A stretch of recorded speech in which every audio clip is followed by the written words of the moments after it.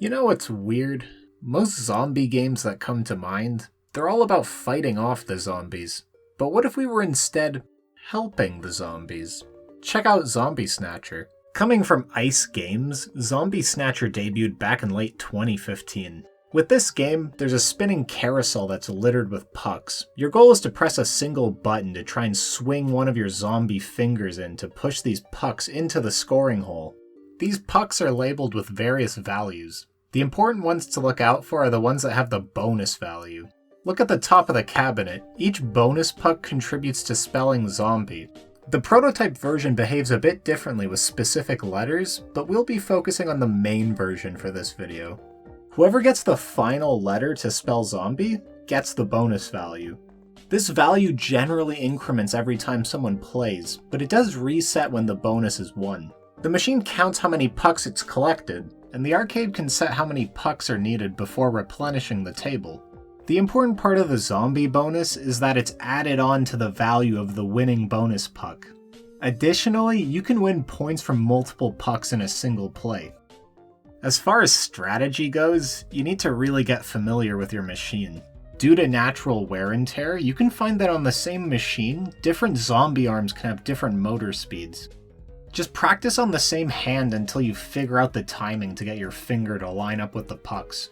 Since this game is multiplayer, be careful of the other players. Your lineup on the puck can get griefed if another player hits it before you. Try to position yourself farther away from the other players if possible. This is both one of my favorite and least favorite games at any arcade. Because this game is physics-based, a lot of funny, janky interactions can happen.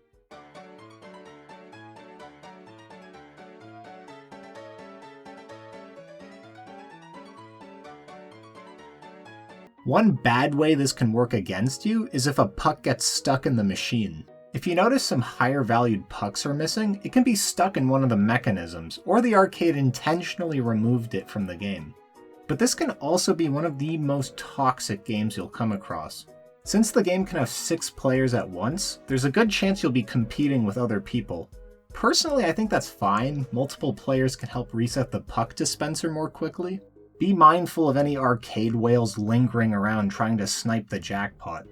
I'm not going to necessarily condone sniping, but this game can show someone's moral character, kind of like the shopping cart theory. I've seen people run across the arcade when there's only one letter left. I find with arcade whales, they tend to have strong feelings of entitlement.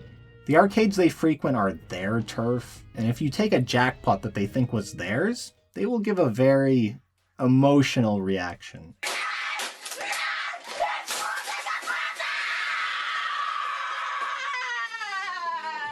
Personally, I just try to go to arcades during off-peak hours, and that generally reduces these kinds of interactions.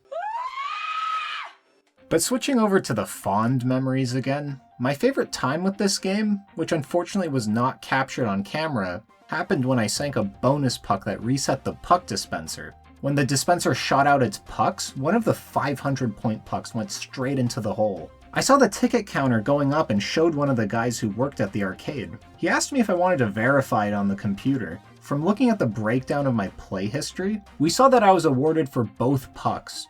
The one that reset the dispenser, and the one straight out of the dispenser. Let's talk tier placement.